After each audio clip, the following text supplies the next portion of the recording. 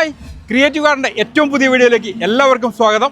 നമ്മളെന്നുള്ളത് മനോഹരമായ ഒരു വീടിൻ്റെ മുമ്പിലാണ്. അപ്പോൾ എപ്പോഴും വിചാരിക്കും പുതിയൊരു വീടാണ്. ഒരിക്കലുമല്ല, 27 വർഷം മുമ്പ് ഈ ഒരു ഭംഗിയിൽ വെച്ചൊരു വീടാണ്. ആ വീടിനെ ഏറ്റവും കൂടുതൽ ഭംഗിയാക്കുന്നത് ഈ ഗാർഡൻ തന്നെയാണ്. ഒരുപാട് പേര് കണ്ട ഒരു വഴി തന്നെയാണിത്. സുൽത്താൻ ബത്തേരിയിൽ നിന്ന് താളൂരിലേക്ക് പോകുന്ന വഴിയിലുള്ള മനോഹരമായൊരു വീടാണ്. ഈ വീട് ശ്രദ്ധിക്കാതെ പോകുന്ന ആളുകൾ വളരെ കുറവാണ്. കാരണം ഏത് സമയത്തും പെയിൻ്റ് അടിച്ച് നല്ല മനോഹരമാക്കുന്നുണ്ട്. അതുകൂടാതെ ഈ എവിടെ നോക്കിയാലും ഒരു ഫ്രെയിമാണ്. അതിൻ്റെ കാരണം ഒന്ന് മാത്രമാണ്, കാരണം ഇതൊരു ഫോട്ടോഗ്രാഫറുടെ വീടാണ്. അതായത് വർഷങ്ങൾക്ക് മുമ്പ് ഫോട്ടോഗ്രാഫി ചെയ്തിരുന്ന ഒരാളുടെ വീടാണ്. അപ്പോൾ ആരാണ് എന്താണെന്നുള്ള ചോദ്യം വരും. അതെ, നമ്മുടെ ജോയി ചേട്ടൻ്റെയും ഷേർലി ചേച്ചീൻ്റെയും വീടാണ്. അതുപോലെ തന്നെ ചിറ്റലിൽ നിന്നാണ് വീട്ടുപേര്. ഇവിടെ നോക്കിയാലും ഫ്രെയിമാണ്. ആ പുറകിലൊരു സംഭവം കണ്ടോ, ശരിക്കും പെട്രിയയുടെ ഒരു എന്താ പറയുക, പറഞ്ഞറിയിക്കാൻ പറ്റാത്തൊരു ഭംഗിയിൽ നിൽക്കുന്നുണ്ടോ. ഒരാൾ ഹൈറ്റിൽ ഒന്നൊരാൾ ഹൈറ്റിൽ നല്ല മനോഹരമായിട്ട് പെട്രിയ ഫ്ലവറായി നിൽക്കുന്നത്, ഫുൾ ബ്ലൂമിൽ നിൽക്കുക. മാത്രമല്ല ചെറിയൊരു മഴയൊക്കെ പെയ്തുകൊണ്ടാണ് കുറച്ചൊരു ക്ഷീണം പോലെ, അതായത് പൂവ് കുറച്ച് പൊഴിഞ്ഞു പോയിട്ടുണ്ട്. അതുപോലെ തന്നെ കാണാൻ പറ്റിയൊരു സംഭവമാണ്. ഇത് കണ്ടോ, നോക്കിയാൽ മനോഹരമായ ഒരു പോണ്ട്. ഈ പോണ്ടിൻ്റെ പ്രത്യേകത, ഒരുപാട് സ്ഥലത്ത് പോണ്ട് കണ്ടിട്ടുണ്ട്, നമ്മുടെ വീട്ടിലൊക്കെ പോണ്ടുണ്ട്. പക്ഷേ നമ്മളത് ആർട്ടിഫിഷ്യലായി ചെയ്ത പോണ്ടാണ്. അല്ലെങ്കിൽ വെള്ളം ചാടുന്നത് നമ്മൾ കൃത്രിമമായിട്ട് കൊടുത്ത മോട്ടറിലാണ് വെള്ളം ചാടുന്നത്. പക്ഷേ ഈ വെള്ളം ചാടുന്നത് അങ്ങനെയല്ല. ഇത് പ്രകൃതി ഈ വീടിനും ഈ വീട്ടുകാർക്കും കൊടുത്ത ഒരു അനുഗ്രഹമാണ്. കാരണം 365 ദിവസവും ഈ വെള്ളം ഇങ്ങനെ ഒഴുകിക്കൊണ്ടിരിക്കും. ആ പോകുന്ന ഓവർഫ്ലോ വെള്ളത ഈ പൈപ്പിലൂടെ പുറത്തേക്ക് പോവുകയാണ് ചെയ്യുക. അതുപോലെ തന്നെ മൊത്തം ഗപ്പിയൊക്കെ ഇട്ട് സെറ്റാക്കിയിട്ടുള്ളതാണ്. അതേപോലെ ഒരുപാട് കിളികൾ ഇവിടെ വരുന്നുണ്ട്. ഈ കിളികളൊന്നും പിടിക്കാതെ ഇവരിങ്ങനെ മറിഞ്ഞ് ഉള്ളിലേക്ക് നിൽക്കുന്ന പറഞ്ഞ് അതിൻ്റെ കാര്യങ്ങളൊക്കെ നമുക്ക് ചോദിക്കാം. അപ്പോൾ ഇവിടുന്ന് വരുന്ന ബാക്കി വാട്ടർ പോകുന്നത് ഓവർഫ്ലോ ആയിട്ട് പുറത്തേക്കാണ്, റോട്ടിലേക്കാണ്. അതൊരു ചെറിയ സംഭവം ചെയ്ത് വെച്ചിട്ട് ഇങ്ങനെ അങ്ങ് പോവുകയാണ് വെള്ളം. അത് 360 ദിവസം, എത്ര വേനൽക്കാലത്തും എത്ര മഴക്കാലത്ത് കുറച്ച് ഫോഴ്സ് കൂടും, വേനൽക്കാലത്ത് ഈ ഒരു രീതിയിൽ അങ്ങ് ഒഴുകും. ആ ഒഴുകി പോകുന്നത് നമ്മളൊന്ന് കാണിച്ചു തരാം.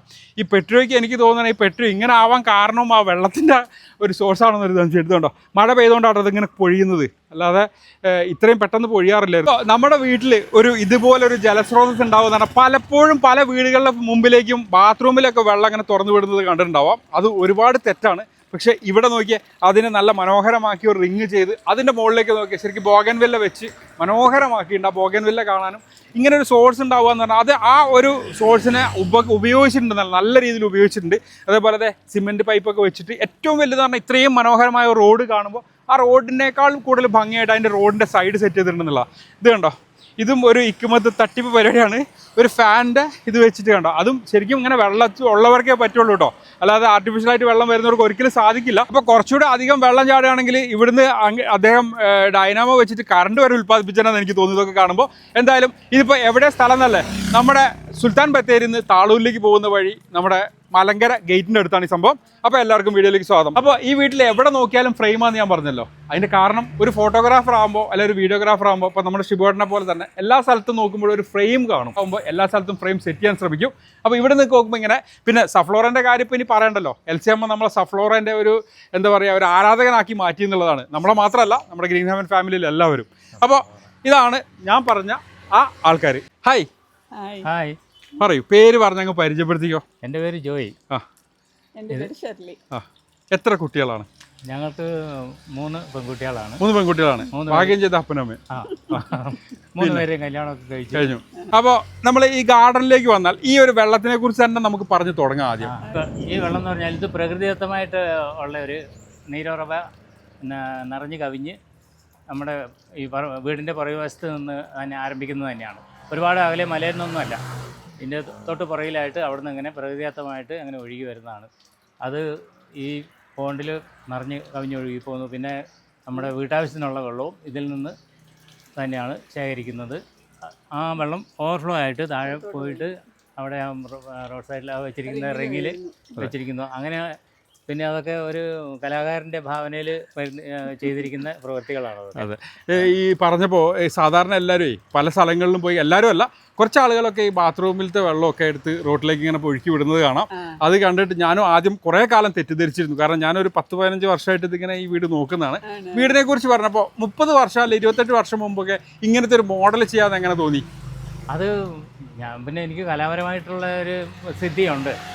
അതിൽ നിന്ന് അങ്ങനെ നമ്മൾ യാത്രയൊക്കെ ചെയ്യുമ്പോൾ കാണുന്ന ഇതുണ്ടല്ലോ. അപ്പോൾ അതിൻ്റെ ഒരു താല്പര്യം തോന്നിയിട്ട് അങ്ങനെ ഇരുന്ന് ഡിസൈൻ ചെയ്ത് സ്വന്തമായിട്ട് ഡിസൈൻ ചെയ്ത് ഇപ്പോഴാണ് ഇപ്രാവശ്യം നല്ലോണം ഈ വർഷമാണ് ശരിക്ക് നല്ല ഫുൾ ബ്ലൂം ആയത്. ഇത്ര ഭംഗിയായിട്ട് പൂത്തത്. ഈ രീതിയിലുള്ള ഫ്ലവറാന്ന് വിചാരിച്ചു വാങ്ങിയതായിരുന്നോ? അല്ല അല്ല അല്ല അല്ല അല്ല ഇത്രയും അത് നഴ്സറിയിൽ അതിൻ്റെ ഒരു ചെറിയൊരു ഇത് രണ്ടിലയുള്ളൊരു ഇത് വാങ്ങിയതാ. പിന്നെ അവരൊരു മോഡൽ വെച്ചിട്ടുണ്ടായിരുന്നു. അതിലൊരു കൊല പൂവേ ഉണ്ടായിരുന്നുള്ളൂ. ആകെ അപ്പൊ അത് കണ്ടിട്ട് അതിന്റെ ഒരു ആകർഷകത്വം തോന്നി. അങ്ങനെ രണ്ടെണ്ണം വാങ്ങി നീല ആണ് വയലറ്റ് ആണെന്ന് പറഞ്ഞ് തന്നു. പക്ഷെ രണ്ടും ഇതേ കിട്ടിയുള്ളൂ, മറ്റത് പോയി. രണ്ടും വൈറ്റായിരുന്നു. അല്ല മറ്റത് നീലാന്ന് പറഞ്ഞ് തന്നതാണ്, പക്ഷെ അതാ പോയത്. ഒരെണ്ണം വെള്ള കിട്ടി, വെള്ള മാത്രം കിട്ടി. ഓക്കെ, എനിക്കെന്നാ സത്യം പറയട്ടെ, എനിക്ക് പെട്രിയാന്റെ കോഞ്ചിയയും അല്ലെങ്കിൽ വയലറ്റും മാത്രമേ ഇഷ്ടമുണ്ടായിരുന്നുള്ളൂ. പക്ഷെ ഞാൻ മാറ്റി തിരുത്തി ശിവേട്ടൻ ഇപ്പം എന്നെ കളിയാക്കി വന്നപ്പോൾ എനിക്ക് വൈറ്റ് ഇഷ്ടമല്ലോ എന്ന് വെച്ചു. ഇന്ന് പോലെ ഞാൻ പറയുന്നു എനിക്ക് വൈറ്റ് ഒത്തിരി ഇഷ്ടം. നല്ല ഭംഗിയാണ്. നല്ല ഭംഗിയാണ്. ഇത്രയും ഭംഗിയായിട്ട് ഞാൻ കണ്ടിട്ടില്ല കേട്ടോ, സത്യമായിട്ടും. അത് ഇതിലെ പോകുന്ന യാത്രക്കാർക്കൊക്കെ ഭയങ്കര താല്പര്യമാണ്. അപ്പം വൈറ്റ് റയറായിട്ട് അവർ കാണാൻ ആഗ്രഹിച്ചിട്ട് ഒത്തിരി പേര് ഇങ്ങനെ വന്ന് കാണുകയും ഒക്കെ ചെയ്യുന്നുണ്ട്. ഇപ്പൊ എന്തെങ്കിലും പ്രത്യേക വളം എന്തെങ്കിലും ചെയ്യുന്നുണ്ടോ അതിന്? അതിൽ പ്രത്യേകം നമ്മള് ചാണകപ്പൊടിയും വളമൊക്കെ ഇട്ടിട്ടാ നട്ടത്. അങ്ങനെ ഒക്കെ ചെയ്തു. പിന്നെ 18 ലിക്വിഡായിട്ട് കുറേശ്ശെ ഒഴിച്ചു വെച്ചിട്ടുണ്ടായിരുന്നു. ചോട്ടിലൊഴിക്കുകയാണ്. ചോട്ടിലൊഴിച്ചു. എത്ര ലിറ്ററിലാണ് അത് ഒഴിക്കുന്നത്? 18 അത് ഒരു ടീസ്പൂണിൽ എടുത്തിട്ട് വളരെ വളരെ നൈസായ തോതിലേ കൊടുക്കാൻ തണ്ടിലൊന്നും ആവാൻ പറ്റില്ല. ആവാൻ പാടില്ല. ഇവിടെ റെഡ് ബൊഗൈൻവില്ല അത് 10 വർഷത്തോളമായി. ഈ അടുത്താണ് അതിനെ ഒന്ന് പ്രൂൺ ചെയ്ത് നിർത്തിയത്. ശരിക്കും റോട്ടിൽ പോകുന്നവർക്ക് ഈ വീട് ഒരു ഐഡന്റിറ്റി ആണ്. ബോഗൺവില്ല ഒരു 10-24 ടൈപ്പ് ഉണ്ട്. പക്ഷെ ഇതൊക്കെ കാണുമ്പോൾ ഏകദേശം ഒരേ കളറാ ഫീൽ ചെയ്യുന്നത്. പക്ഷെ ഒക്കെ വേറെ അല്ല, ഇത് വേറെയാണ്, ഇത് വേറെയാണ്, അത് വേറെയാണ്. കാഴ്ചയിൽ അങ്ങനെ ഒരുപോലെ തോന്നുമെങ്കിലും പല ഇതിന് കളർ മാറി മാറി വരുന്നതാണ്. ഇത് കളർ മാറി മാറി വരുന്നതാണ്. ഇതിന് പ്രത്യേകിച്ച് എന്താ വളം ചെയ്യുന്നത്? ബൊഗൺവില്ല നമ്മള് എല്ലുപൊടിയും ചാണകപ്പൊടിയും മിക്സ് ചെയ്ത് പിന്നെ മുട്ടത്തോണ്ട് പൊടിച്ചിട്ട് പൊടിച്ച് ചേർക്കും. അതാണ് ശരിക്കും മധുരുന്നത് അല്ലേ? രഹസ്യമായി വരുന്ന. ഓക്കെ. പിന്നെ ഇത് കൂടാതെ മറ്റുള്ള ഈ ചെമ്പരത്തി കാര്യങ്ങൾ മറ്റുള്ള പ്ലാന്റുകൾക്കൊക്കെ എന്തെങ്കിലും പ്രത്യേകിച്ച് വളമുണ്ടോ? ചെമ്പരത്തിക്കൊന്നും കൊടുക്കുന്നു. പ്രത്യേകിച്ച് അവരുടെ ചോട്ടിൽ ഒഴിക്കുന്ന വെള്ളം അവർക്ക് കിട്ടും. പ്രത്യേകിച്ച് അതിനൊന്നും വളമൊന്നുമില്ല. ഇതിനെ കുറിച്ചുള്ള വീഡിയോസ് നമ്മൾ ഒരുപാട് ചെയ്തിട്ടുണ്ട്. അതിൻ്റെ എല്ലാ കാര്യങ്ങളും അടങ്ങുന്നത്. അപ്പോൾ എല്ലാത്തിലും നമ്മൾ പോട്ടി മിക്സും കാര്യങ്ങളും പറയാത്തതിൻ്റെ കാരണം അതാണ്. വിങ്കാറോസിനെ കുറിച്ച് നമ്മൾ പറഞ്ഞിട്ടുണ്ട് വീഡിയോ. എന്തായാലും ഞാനിവിടെ വന്നപ്പോൾ എനിക്ക് സ്പെഷ്യലായിട്ട് തോന്നിയ കുറേ കാര്യങ്ങളുണ്ട്. അതിൽപ്പെട്ട ഒരു കാര്യമാണിത്. ഇത് എത്ര വർഷം മുമ്പ് ചെയ്യിപ്പിച്ച? ഇത് 27 വർഷം മുമ്പ്. ഇപ്പോഴും ആ മോഡൽ ഔട്ടായിട്ടില്ല എന്നുള്ളതാണ്. അതെ അതെ, ഒരു വല്ലാത്ത ഫീൽ തന്നെ കേട്ടോ. വീട്ടിൽ എവിടെ നോക്കിയാലും ഈ പറഞ്ഞ പോലെ എല്ലായിടത്തും ഭംഗിയാണ്. ഞാനതാ പറയുന്നത്, 27 വർഷം മുമ്പൊക്കെ ഇങ്ങനെ ഒരു സംഭവം ചെയ്യാന്ന് പറയുമ്പോഴേ ഇപ്പോഴും അത് ഔട്ട്ഡേറ്റഡ് ആയിട്ടില്ല എന്നുള്ളതാണ്. അതെ അതെ അതെ. അതുപോലെ പാട്ട് പാടും, ഫോട്ടോഗ്രാഫറാണ്. ഫോട്ടോ ഒക്കെ എടുക്കാൻ വരാറുണ്ടെങ്കിലും ഈ ഗാർഡൻ മുഴുവൻ സെറ്റ് ചെയ്ത് ഞാനാണെങ്കിലും അതിൻ്റെ സെലക്ഷൻ മുഴുവൻ ഷേർലിയാണ്. അപ്പോൾ രണ്ടുപേർക്കും തുല്യ പ്രാധാന്യമാണെന്നാണ് പറഞ്ഞു വരുന്നത്. തീർച്ചയായിട്ടും എന്നാലേ ഭംഗിയായി വരുള്ളൂ. തീർച്ചയായിട്ടും. അപ്പോൾ നമുക്ക് ചില സ്ഥലങ്ങളിൽ നമ്മൾ വീഡിയോ എടുക്കാൻ ചെല്ലുമ്പോഴേ പലപ്പോഴും ഞാൻ പല വീഡിയോയിലും പറഞ്ഞിട്ടുണ്ട്, ഒരാൾക്ക് ഇഷ്ടമുണ്ടാവും, ഒരാൾക്ക് ഇഷ്ടമുണ്ടാവില്ല. അപ്പോൾ അതൊരു എന്നാൽ ചില വീട്ടിലാണെങ്കിൽ ഒരു വീട്ടിലെ മുഴുവൻ ആൾക്കാർക്ക് ഇഷ്ടമുണ്ടാവും. ആ ഗാർഡൻ ഒരു പ്രത്യേക ഭംഗി തന്നെയായിരുന്നു. ഇപ്പോൾ ഇവിടെ വരുമ്പോൾ ഒരു സ്ഥലത്തൊരു പേപ്പറോ കടലാസോ അല്ലെ ഓരോ ഉണങ്ങിയ ലീഫോ ഓരോ ഉണങ്ങിയ പൂവോ ഒന്നും കാണാറില്ല. അപ്പോൾ അത് തന്നെയാണ് ഏറ്റവും വലുത്. കാരണം നമ്മൾ എത്രത്തോളം പ്ലാന്റുകളെ ചെയ്തു എന്നുള്ളതല്ല. ഇപ്പോൾ ശരിക്കും പറഞ്ഞാൽ എനിക്ക് തോന്നുന്നു ഒരു 15 വെറൈറ്റി ആകെ ഉണ്ടാവുള്ളൂ. പക്ഷേ ഈ 15 ഓരോന്നിലും അല്ല, മൊത്തത്തിൽ വെറൈറ്റി സ്പീഷീസ് ഒരു 15 സ്പീഷീസ് ഉണ്ടല്ലോ. പക്ഷെ ആ 15 സ്പീഷീസും നല്ല ഭംഗിയായിട്ടാണ് വെച്ചിട്ടുള്ളത് എന്നുള്ളതാണ്. അത് നിങ്ങൾ രണ്ടുപേരും കൂടെയുള്ള ആ ബോണ്ടിങ് ആണെന്ന് എല്ലാവർക്കും മനസ്സിലാവുകയും ചെയ്യും. ഇത് കൂടാതെ പിന്നെ ഇതിന്റെ കാര്യം പറഞ്ഞല്ലോ, മറ്റേ നമ്മുടെ ഫോട്ടോഗ്രാഫിന്റെ കാര്യം പറഞ്ഞല്ലോ, കുറെ ക്യാമറയുടെ കളക്ഷനൊക്കെ ഉണ്ടെന്ന് തോന്നുന്നു. ഫോട്ടോഗ്രാഫി ഒരു ചെറുപ്പം മുതൽ ഉള്ള ഒരു ഹോബിയായിരുന്നു.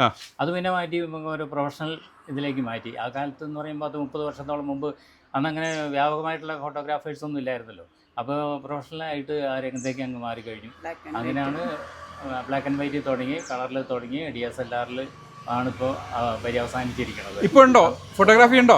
ഫോട്ടോഗ്രാഫി ഇപ്പം പ്രൊഫഷണലായിട്ട് ചെയ്യുന്നില്ല. ഇല്ല. പക്ഷെ എന്നാലും നല്ല ഇതൊക്കെ നമ്മുടെ ഫാമിലി ഗ്രൂപ്പ് അങ്ങനെയുള്ള. അപ്പൊ ആന്റിക്കും കുട്ടികൾക്കും ഭാഗ്യമാണ്, കാരണം നല്ല നല്ല ഫ്രെയിംസ്, നല്ല ഫോട്ടോസ് കിട്ടും അല്ലേ? ഓക്കെ, അതൊരു വലിയ കാര്യമല്ല. പക്ഷെ സാധാരണ കൊശവൻ നല്ല കാലത്ത് കഞ്ഞി വെക്കില്ല എന്നൊക്കെ പറയാറ്, എങ്കിലും പക്ഷെ അതല്ല, ഈ കൊശവൻ കഞ്ഞി വെക്കും. ഓക്കെ, അപ്പൊ എന്തായാലും അന്നൊക്കെ 36 ഫിലിം അല്ലായിരുന്നു അല്ലെ? 36ന്റെ കൊടാക്കിന്റെ ഒക്കെ കൊണിക്കാന്റെ ഒക്കെ ഫിലിം വെച്ചിട്ടുള്ള, ഇന്നത്തെ പോലെ തരാതര എടുക്കാൻ പറ്റത്തില്ല. തരാതര എടുത്താൽ കാശ് പോവായിരുന്നു, ലൈറ്റിൽ തുറന്നാ പോവായിരുന്നു. അതെ, ഡിലീറ്റ് എടുക്കാൻ പറ്റില്ല. അതെ അതെ അതെ. അപ്പൊ ആ ഒരു കാലഘട്ടത്തിൽ നിന്ന് ഇങ്ങോട്ട് വന്നപ്പോൾ ഉള്ള ചേഞ്ചസ് എന്താണ് ഫീൽ ചെയ്യുന്നത്? ഈ 36 ഫ്രെയിമിൽ എടുത്തിരിക്കുന്ന ആ ഒരു കാലത്തെന്ന് പറഞ്ഞാൽ വളരെ കൃത്യമായ രീതിയിൽ നമുക്ക് ചെയ്യാൻ കഴിയുള്ളൂ. ഇപ്പോൾ മെമ്മറി കാർഡിൽ ഒരു ക്ലിക്ക് തന്നെ എത്രയോ വേണമെങ്കിലും ചെയ്യാം. ആ സമയത്ത് അങ്ങനെ ചെയ്യാൻ പറ്റില്ലായിരുന്നു. അത് കാരണം ഫോട്ടോഗ്രാഫി അന്ന് വലിയ മൂല്യമുള്ള ഒരു ഇതായിരുന്നു, സംഭവമായിരുന്നു. ഇപ്പോൾ എത്ര വേണമെങ്കിലും ആർക്ക് വേണമെങ്കിലും മൊബൈലുള്ളവർ മുഴുവൻ ഫോട്ടോഗ്രാഫർ എന്ന രീതിയിലേക്ക് മാറിക്കഴിഞ്ഞില്ല. പക്ഷെ നല്ല സ്കില്ലുള്ള ആൾക്കാർ അതിൽ വരുന്നുണ്ട്.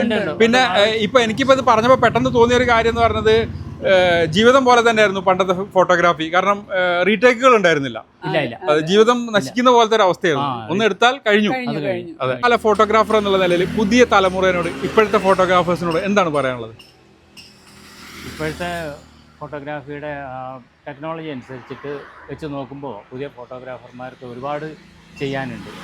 അത് മാക്സിമം യൂട്ടിലൈസ് ചെയ്തുകൊണ്ട് അത്രയും മനോഹരമായ ചിത്രങ്ങൾ പകർത്തുക എന്നുള്ളതാണ് പറയാനുള്ളത്. അതെ, അപ്പോൾ എനിക്ക് മനസ്സിലായത് എന്താണെന്ന് വെച്ചാൽ, പണ്ട് ഒരു ഫിലിം വെച്ച് അത് ഡെവലപ്പ് ചെയ്ത് അത് പ്രിൻ്റ് ഇട്ട് വരുമ്പോഴത്തേക്കും ഒരുപാട് എക്സ്പെൻസീവ് ആയിരുന്നു.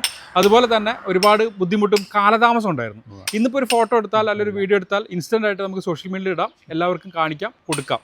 അപ്പോൾ ആ ഒരു ടെക്നോളജി മാക്സിമം ഉപയോഗിക്കാനാണ് പറഞ്ഞത്. അതെ അതെ. നമുക്കുണ്ട് ഒരു കൊലയില് 2-3 പൂക്കൾ, അതിങ്ങനെ കളറ് വെള്ളയും പിങ്കും ആയിട്ടാണ് വരിക. അതെ അതെ, ഇത് നമ്മൾ കുറേ ചെയ്തിട്ടുണ്ട്. ബോഗൻവില്ലയുടെ കുറേ, നമ്മുടെ കുഴുവേലി വീഡിയോ ചെയ്തിട്ടുണ്ട്, നമ്മുടെ ഒരു കർണാടക വീഡിയോ ചെയ്തിട്ടുണ്ട്, കുറേ വീഡിയോസ് നമ്മൾ. അപ്പോൾ അതുകൊണ്ടാണ് ചെടിയിലേക്ക് അധികം പോകാത്തത്. അതിൻ്റെ പോട്ടി മിക്സ് ഇപ്പം നമ്മൾ ഓൾറെഡി പറഞ്ഞു കൊടുത്തല്ലോ. ഇപ്പം നമ്മൾ എല്ലുപൊടി, ചാണകം, മണ്ണ്, മണൽ, ഈ 4 സംഭവം. പിന്നെ ഇടയ്ക്കിടയ്ക്ക് 19 കുറച്ച് ഡയലൂട്ട് ചെയ്തിട്ട് ഒഴിച്ചു കൊടുക്കും. 19 ആണോ അതോ DAP ഏതാ കൊടുക്കുന്നത്?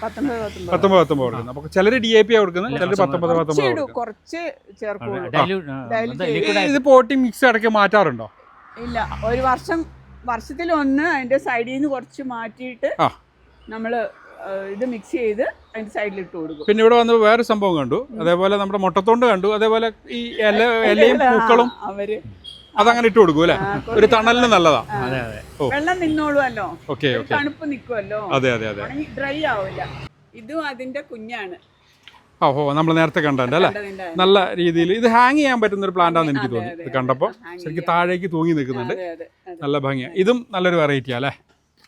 ഇതും അതുപോലെ തന്നെ നല്ലൊരു വെറൈറ്റി. അതൊക്കെ പഴയ ചെടികളാ, ഒത്തിരി വർഷമായ ചെടിയത്. സാധാരണ ഗാർഡനിൽ ചെടികളൊക്കെ മനോഹരമാക്കി ചട്ടിയിലൊക്കെ വെച്ചിട്ട് ഞാൻ കണ്ടിട്ടുണ്ട്. പക്ഷെ ഒരു കറിവേപ്പ് മരം ഇങ്ങനെ തൊട്ടടുത്ത് ചേർന്ന് നിൽക്കാൻ ഞാൻ ആദ്യമായിട്ട് കാണാം.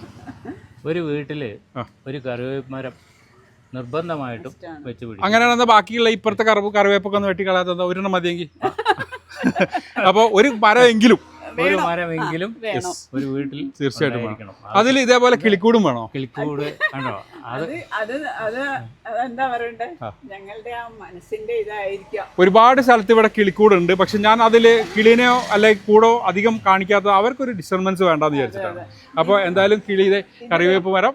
അതെ, ഇത് വേറെ ഒരു തരം കിളിയാണ്. നമ്മുടെ ഗ്ലാഡിയോലസിലൊക്കെ വന്ന് തേനെടുക്കുന്ന ഒരു ചുണ്ട് നീണ്ട. അതെ, സാധാരണ പിന്നെ ബാക്കിയുള്ള കൂടൊക്കെ ബുൾബുളിന്റെ കൂടെ കണ്ടത്. അതെ, എന്തായാലും ഇത് മാത്രമല്ല ഉള്ളത്, കൂടാതെ എന്തൊക്കെയുള്ള ഈ ഒരു സൈഡിലെ കൂടെ ഒക്കെ നമുക്ക് പൊതീനയുണ്ട്, കുറച്ച് വഴുതനയുണ്ട്, അവിടെ ഉണ്ട് കറിവേപ്പ്, ഇവിടെ ഒരു മധുരക്കിഴങ്ങിന്റെ അത് വെച്ചിട്ടുണ്ട്. ഇതിന്റെ കൂടെ സ്ട്രോബെറി ഉണ്ട്. സ്ട്രോബെറി നമുക്കൊരു വലിയ ഭാഗ്യം കേട്ടോ, ഈ തണുപ്പുള്ള സ്ഥലത്താണ് കൂടുതലായിട്ട് ഉണ്ടാവുക. റോസ് കുറച്ച് അധികം പഴക്കമുള്ള റോസായിട്ടാണല്ലോ തോന്നുന്നത്? ആ, പഴയ റോസാണത്. 25 വർഷത്തെ പഴക്കമുണ്ട് അതിന്. അപ്പൊ എന്തായാലും ഫ്ലവർ ഉണ്ട് കേട്ടോ ഇപ്പൊ, നല്ല രീതിയിൽ നിറയെ പൂവുണ്ടാവും. പിന്നെ അതൊരു ഓർക്കിഡ്, എനിക്കൊരാ ഓർക്കിഡേ ഉള്ളൂ. അതിന്റെ കളറ് കണ്ട് ഒരു കഷ്ണം വാങ്ങിക്കൊണ്ട് വെച്ചതാണ്. അപ്പോൾ ആകെ ഒരു മോളേ ഉള്ളൂ ഓർക്കിഡിൽ. ഒരാളേ ഉള്ളൂ. ഓക്കെ. അപ്പോൾ ചെടികളെ കുറിച്ച് നമ്മൾ കുറേ കാര്യങ്ങൾ സംസാരിച്ചു. ചെടികൾ ആൻറ്റി ചെയ്യുന്നത്, അങ്കിൾ ചെയ്യുന്ന കാര്യങ്ങൾ, വളം പറഞ്ഞു, പൊട്ടി മിക്സ് പറഞ്ഞു, ഇച്ചിരി വെള്ളത്തിൻ്റെ പോണ്ടിനെ കുറിച്ച് പറഞ്ഞു, അതിൻ്റെ അനുഗ്രഹം നമ്മൾ പുറത്തേക്ക് ഇടുന്നത് എന്തുകൊണ്ടാണെന്ന് പറഞ്ഞു. കാര്യങ്ങൾ റോഡ് സൈഡ് വളരെ മനോഹരമാക്കിയിട്ടാണ് കൊണ്ടുനടക്കുന്നത്. റോഡ് സൈഡ് വളരെ മനോഹരമാക്കിയിട്ട് കൊണ്ടുനടക്കുന്ന കുറച്ച് ആളുകളേ ഉള്ളൂ. നമ്മൾ അതിൽ ഏറ്റവും വലിയ തണ്ടക്കാട് ചേട്ടൻ അങ്ങനെ കുറച്ച് ഒരു 10-15 വീഡിയോ, 1500 വീഡിയോ നമ്മൾ ചെയ്തിട്ടുണ്ട്. അതിലൊരു 15ഓളം ആളുകളേ ഉള്ളൂ റോഡ് സൈഡ് ഇത്ര മനോഹരമാക്കി കൊണ്ടെടുക്കുന്നത്. അതായത് റോഡും പരിസരവും, ഇപ്പോൾ റോഡും പരിസരം എന്ന് പറയാൻ പറ്റില്ല, ഇവിടുത്തെ റോഡും വീടും ഒക്കെ ഒരേ സമമാണ്. അത്രയും മനോഹരമായിട്ടാണ് കൊണ്ടുനടക്കുന്നത്. അപ്പോൾ ഇനി എന്താണ് വേറെ എന്തെങ്കിലും കാര്യങ്ങളെക്കുറിച്ച്, നമുക്ക് ചെടികളെക്കുറിച്ചോ ചെടികൾ ചെയ്യുന്നവരോട് എന്തെങ്കിലും പറയാനുണ്ടോ? ചെടികൾ നോക്കുന്നവർ അവർക്ക് ഇഷ്ടമായിട്ട് ചെയ്യണം. അതിനെ സ്നേഹിക്കണം. എന്നാലേ അത് നല്ലപോലെ ഇടയ്ക്കൊക്കെ പോയി ഒന്ന് വർത്താനം പറഞ്ഞു കൂടുള്ളൂ. അവരോട് എന്നും പറയണം, എന്നും സംസാരിക്കണം, അവരെന്നും നോക്കണം. എന്നും രാവിലെ ആ പൂക്കളൊക്കെ കണ്ട് ആ ഒരു സന്തോഷം. അതെ, പ്രത്യേകിച്ച് ഈ ബെഞ്ചിൽ ഇങ്ങനെ ഇരുന്നിട്ടേ ഇങ്ങോട്ട് ഇങ്ങ് നോക്കുമ്പോൾ കാണുന്ന ഒരു രംഗമുണ്ടല്ലോ, ഒരു പറഞ്ഞറിയിക്കാൻ പറ്റാത്തൊരു അനുഭൂതി തന്നെയാണ്. ഇപ്പോഴും നമ്മൾ ചെടികളോട് സംസാരിക്കണം, അല്ല ചെടികളെ എന്നും പോയി നോക്കണം എന്നൊക്കെ പറയുമ്പോൾ ആളുകൾ ചിരിക്കാറുണ്ട് പലരും. അത് ഇതിനെക്കുറിച്ച് ഈ ഫീൽ അറിയാത്തത് കൊണ്ടാണ്. അപ്പോൾ ഫീൽ അറിയുന്നവർക്ക് ഇത് മനസ്സിലാവും. പ്രത്യേകിച്ച് നമ്മുടെ ഗ്രീൻ ഹെവൻ ഫാമിലിക്ക് തീർച്ചയായിട്ടും മനസ്സിലാവും. എന്നാൽ പിന്നെ നമ്മൾ വൈൻഡപ്പ് ചെയ്യുന്നതിന് മുമ്പ് ഒരു 2 വരി. ഈ മനോഹര തീരത്തു തരുമോ ഇനിയൊരു ജന്മം കൂടി, എനിക്കിനിയൊരു ജന്മം കൂടി. ചന്ദ്രകളഭം ചാർത്തിയുറങ്ങും തീരം വസുന്ധരേ വസുന്ധരേ, കൊതി തീരും വരെ ഇവിടെ ജീവിച്ച് മരിച്ചവരുണ്ടോ? കൊതി തീരും വരെ ഇനിയും ജീവിക്കാൻ ഒരുപാട് കാലം കഴിയട്ടെ എന്ന് ഗ്രീൻ ഹെവൻ ആശംസിക്കുന്നു. അപ്പോൾ എല്ലാവർക്കും നല്ലൊരു ദിവസം ആശംസിക്കുന്നു. Bye from green heaven. അപ്പൊ പാടണം. പെരിയാറേ പെരിയാറേ പർവ്വത നിരയുടെ പനിനീരേ, കുളിരും കൊണ്ട് കുണുങ്ങി നടത്തും മലയാളി പെണ്ണാണു നീ. നിറമുള്ള കിനാക്കൾ കേവുവള്ളമായി അലമാലകൾ പുൽ